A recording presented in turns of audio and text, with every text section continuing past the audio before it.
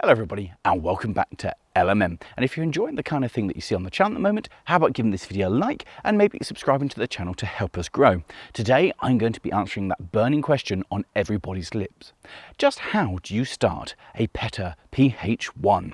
Like this one, inside Humpty. Well, I'm so glad you asked. Now, the little unit here is a single cylinder diesel of 659 cc. It's not even a litre, which generates a mighty 8.5 horsepower if the thing is doing 2000 RPM. And amazingly, they started making this kind of engine in the 1960s and progressed all the way up to the 1990s before it was phased out. It's a fairly indestructible little thing. So with the basic stats out of the way, let's go about finding out how to fire it up. The first thing that we need to do is to go through our bunch of keys and look for the appropriate one that is going to be able to start it. Like this one. As with any piece of old machinery, the first thing to check is that it's actually got oil in it, especially if it likes to vent it to atmosphere or, like most old diesels, has the tendency to leak. So I reach my hand in the side here and I can unscrew the dipstick, which is also conveniently the filler cap. And yes, there is indeed oil on that. It may be as black as night, but there is certainly something in there. So I can replace that. There's a nice and convenient hole in the side, so a nice bit of design on this one. Now, obviously, it's an air-cooled engine, so there's no coolant to worry about, which is one less thing to check. Apart from oil, the fluid that we do need to make sure we've got is in here. And that, of course, is diesel. So we take the cap off and go, oh yeah, the filter's still wet, therefore, there's diesel. Now, I must say, in my ownership of this, I have refilled this tank now twice, and I've had it several years. With the checks done, we can come over and sit down here where there is a cutout in the side of the bonnet where my fuel pump lives. Now, on top of that, there's a little pull-out, and if I put it into this position there, that's the cold start. And next door to it, just tucked here, there is a little hand pump that you can just flick. Now, this is very uncomfortable. You can do a couple of flicks. I feel like there should be a handle on it which maybe have gone missing, but that will help pump a bit of fuel through and help prime your engine. With our checks done and having prepped the engine ready to start, we can now do our favourite thing by getting the key out. There's a little latch on this which then corresponds with a lock on the shaft itself.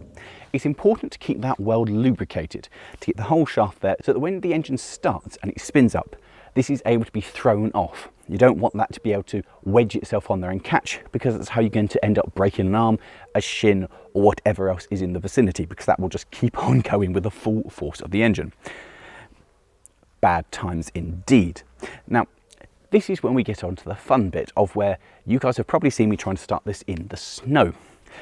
Sometimes in the winter, they do like a bit of heat. You can take the air filter off here, at least the cover, and get a bit of hot air going into the engine. Or alternatively, we can take the rocker cover off here, and there's a couple of pipes down there.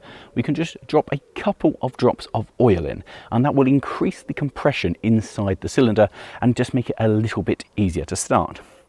Generally speaking, I try to avoid both of these. I don't like taking that off, and I don't like opening that up to put oil in. The cold start should work.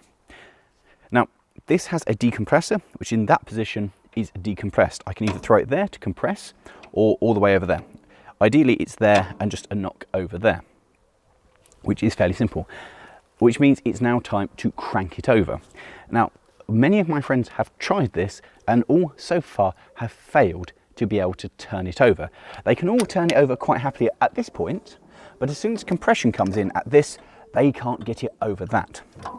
There is a knack, and the idea is that you have enough speed that when you go down, because obviously 4-stroke, you then have to know that you're coming up, push hard down and pull hard up on that compression stroke. And it should go. So with that, we're going to turn over. Now, it's always a good idea with this to turn it over a few times by hand anyway. By doing this, we've got the pump working, so we're pumping more diesel into there and just giving it a better chance of going. And when you're feeling ready, then we'll go. It's important to try and keep your thumb out of it, so if it does snatch, it throws it away rather than grabbing it like that. So important, and also you have to push the handle in at the same time. If you just hold it here, it will throw itself out. So with that, we'll get it up to speed and compress. And it really is just that easy.